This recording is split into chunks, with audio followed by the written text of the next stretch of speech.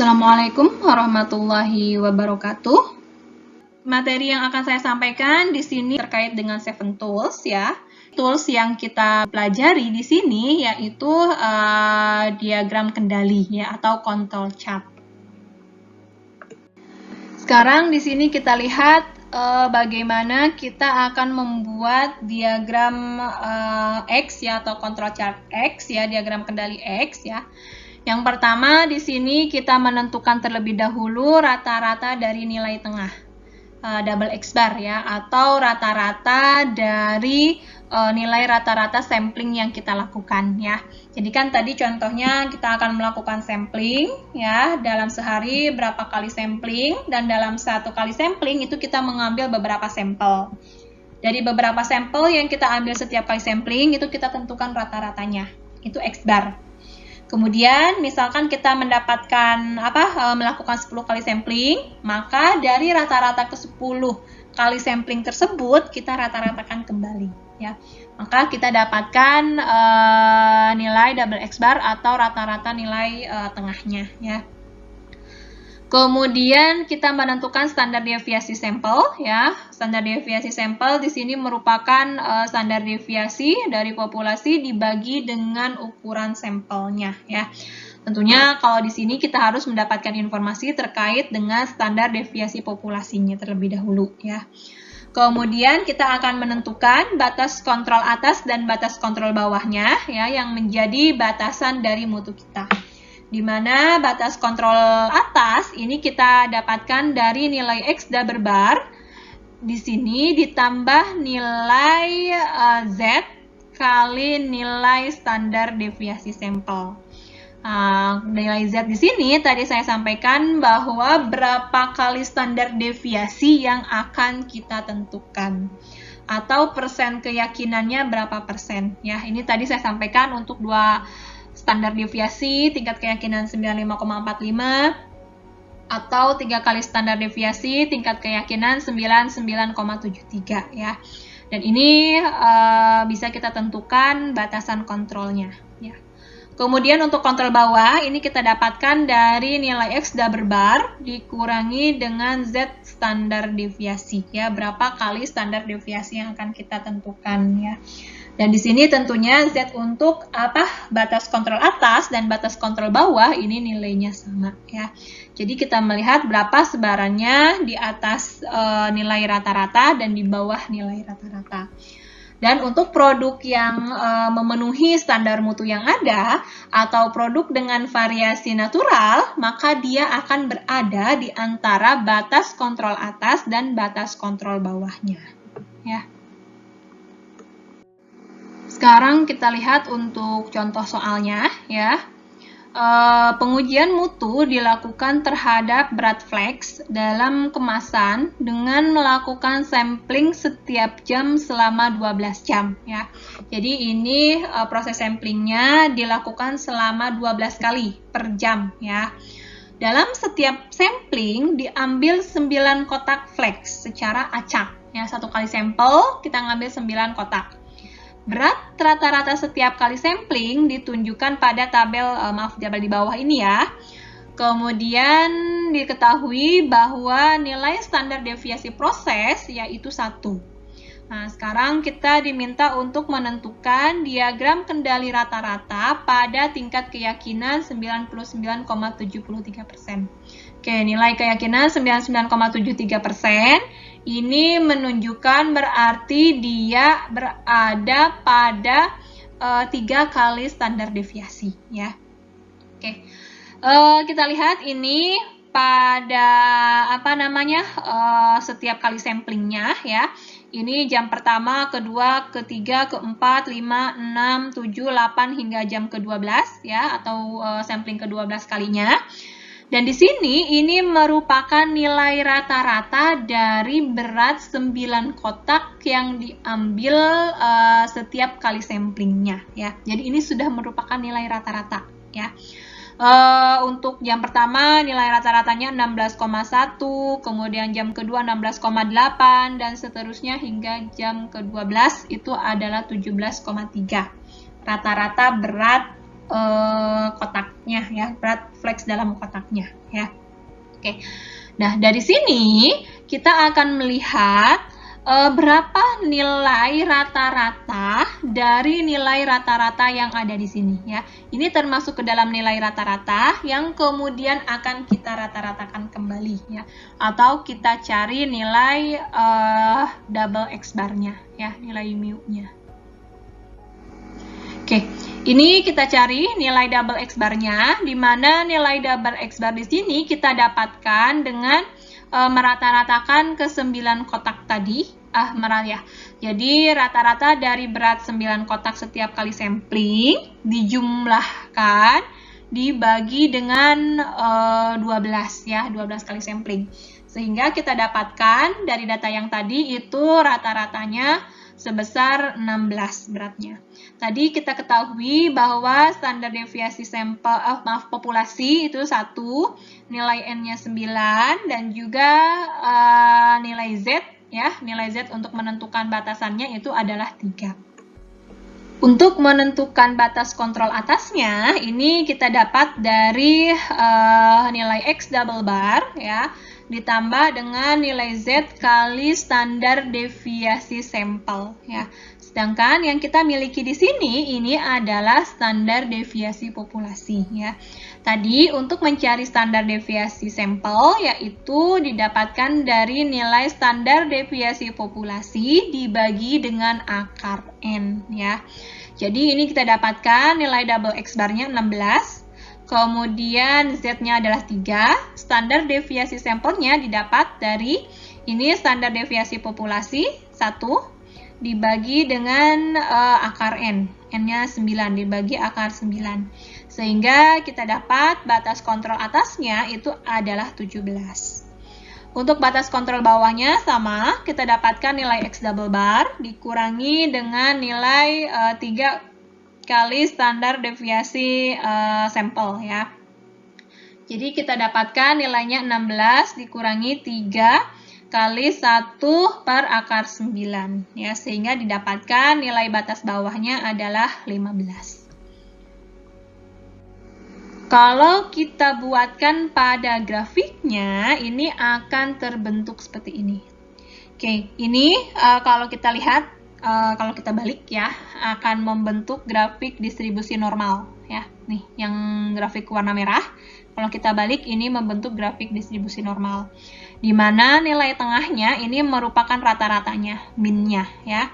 Min nilai rata-rata atau nilai X double bar tadi ini nilainya 16. Ya, maka ini garis di sini menunjukkan nilai 16. Kemudian batas atasnya tadi ini berarti batasan untuk kurva distribusinya yaitu 17 ya. Berarti ini batas kontrol atasnya 17 dan yang di bawah batas kontrol bawahnya ini adalah 15 di sini ya. Dan pola sebarannya ini distribusi normal ya. Data yang kita miliki tadi dari 12 kali sampling ya, ini sampling pertama, kedua, ketiga hingga ke-12. Ini bisa kita plotkan ke dalam kurva yang grafik yang dibentuk di sini. Grafik control chart yang ada di sini ya. Kita lihat tadi misalkan sampel pertama ini sekitar 16, sekian nilai rata-ratanya. Sampel kedua ini 16, sekian dan seterusnya ya. Kita plotkan semua data yang kita miliki pada diagram kontrol yang terbentuk. Ya, dan bisa kita lihat di sini bahwa untuk sampling pertama hingga sampling ke-9 ternyata di sini berada pada batas kontrol atas dan batas kontrol bawah. Sedangkan untuk sampel ke-10 dan 11 ini ada di bawah batas kontrol bawah. Ini batas kontrol bawahnya nilainya 15. Dan untuk sampel ke-12 ini ada di atas batas kontrol atas. Nilai yang berada di atas batas kontrol atas dan di bawah batas kontrol bawah ini menunjukkan nilai yang di luar kendali, nilai di luar kontrol ya. Jadi variasi yang muncul di sini ini adalah variasi khusus. Sedangkan untuk sampel 1 sampai 9 yang berada pada batas kontrol atas dan batas kontrol bawah, ini yang muncul variasinya termasuk pada variasi natural. Tapi karena ada 3 sampel yang di luar batas atas dan batas bawah, maka di sana ada variasi khusus yang terjadi, ya. Sehingga perlu kita evaluasi lagi dan perlu kita lihat bagaimana perbaikan yang mungkin kita terapkan.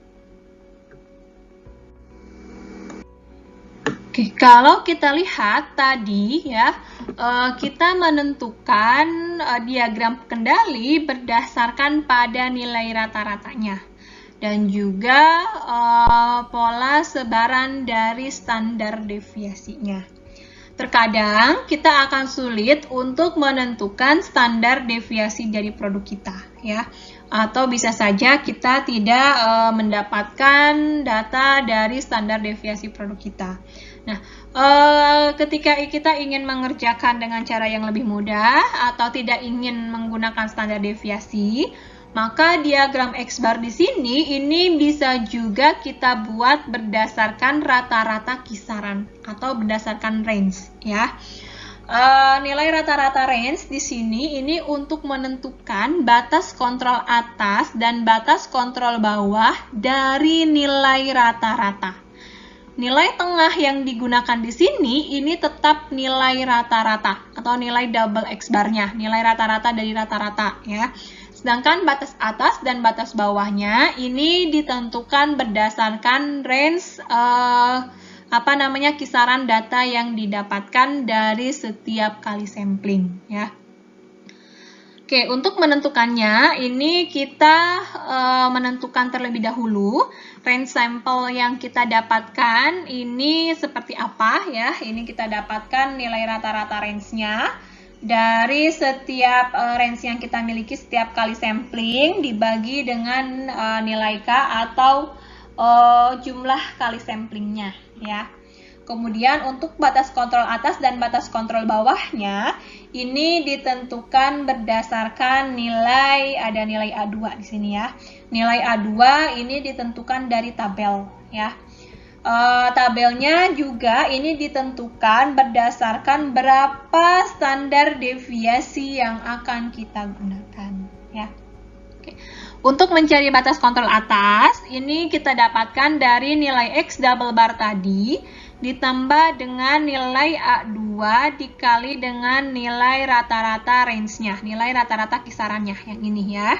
Untuk batas kontrol bawahnya, ini kita dapatkan dari nilai X double bar dikurangi dengan nilai A2 dikali dengan nilai rata-rata range yang ada di sini, ya. Oke, ini merupakan tabel, ya, untuk menentukan nilai A2, ya. Ini sebenarnya ada nilai A2, D4 dan juga D3, ya. Ini untuk tabel diagram R, ya. Ini min faktor A2 yang kita gunakan tadi di tabel X, ya, untuk menentukan range. Ini sampel size-nya. Tabel ini akan berbeda tergantung pada berapa sigma atau berapa standar deviasi yang kita gunakan, ya. Ini kita gunakan standar 3 deviasi, ya. 3 standar deviasi, maaf. Ya, ini tabelnya, ya. Ini kita nanti menggunakan nilai A yang ada di sini. Ini untuk sampel 2 dapatnya nilai A-nya 1,8. Sampel 3 dapatnya 1,02, sampel 4 dapatnya 0,729, ya, dan seterusnya. Ya. Ini juga untuk tabel nanti diagram R, ya. Ini ada di tabel yang ada di sini. Oke, kita lihat contoh soalnya. Pengukuran terhadap berat tiap botol minuman soft drink yang memiliki berat rata-rata 12 pound. Dilakukan dengan sampling sebanyak 10 kali dengan jumlah sampel masing-masing 5, ya. Jadi ini sudah ditentukan bahwa berat sampelnya rata-ratanya itu 12, ya, 12 pound. Didapatkan rata-rata sampelnya 12 pound. Kemudian samplingnya sebanyak 10 kali dan setiap kali sampling itu adalah 5 kali sampel atau N-nya 5. Ya, ini kita dapatkan tabel dari batas atas dan batas bawah berat rata-rata setiap botol. Ya, ini sampel pertama. Kemudian kita lihat berat paling rendahnya ini adalah 11,5. Dan berat paling atasnya ini 11,72. Ya, maaf, ini tabel hasil pengamatan dari kelima sampel tersebut. Ya, kita ambil nilai paling kecil dan paling besarnya. Ini merupakan berat yang paling kecil dari ke-10 kali sampel, dan ini berat yang paling besar dari ke-10 kali sampling, ya. Dan dari setiap kali sampling di sini kita lihat berapa range atau perbedaan dari sampel yang terendah dengan yang tertingginya, ya. Dan ini kita dapatkan untuk sampling pertama, ini perbedaannya atau kisarannya, range-nya itu 0,22. Kemudian untuk sampel kedua ini 0,03, sampel ketiga 0,50 dan seterusnya, ya. Sehingga ini kita dapatkan nilai range, nilai R untuk setiap kali sampling, ya. Dan untuk menentukan batas kontrol atas batas kontrol bawahnya, ini kita menentukan terlebih dahulu nilai R rata-ratanya atau nilai range rata-rata. Jadi dari ke-10 nilai range yang kita dapatkan di sini, ini kita rata-ratakan terlebih dahulu. Oke, ini kita cari average-nya, nilai R-nya, R-bar-nya di sini. Tadi kalau kita jumlahkan, itu dapat nilainya 2,5 dibagi dengan 10 sampel atau 10 kali sampling, ya. Sehingga didapatkan nilai rata-ratanya yaitu 0,25. Dan tentunya kita akan menentukan nilai batas atas dan juga nilai batas bawahnya. Nilai batas atas ini kita dapatkan dari nilai X double bar di sini ditambah dengan nilai A2. A2 tadi dari tabel yang sebelumnya sudah saya sampaikan, ya, dikali dengan nilai R. Untuk melihat nilai A2 ini kita lihat untuk jumlah sampelnya. Jumlah sampel yang digunakan di sini adalah 5 setiap kali samplingnya, ya. Bisa dilihat di tabel sebelumnya. Sehingga kita dapatkan di sini nilai A2-nya yaitu 0,577 dikali dengan 0,25. Sehingga kita dapatkan untuk batas atasnya di sini ada 12,144 pounds dan untuk batas bawahnya yaitu 11,856 pounds, ya. Dan untuk selanjutnya ini bisa kita buatkan tabel distribusi normalnya sesuai dengan data yang sebelumnya kita dapat, dan bisa kita lihat apakah range-nya atau nilainya, nilai rata-ratanya itu masih ada pada batasan atas dan batasan bawah atau tidak, ya. Oke, sekian dari saya. Terima kasih. Assalamualaikum warahmatullahi wabarakatuh.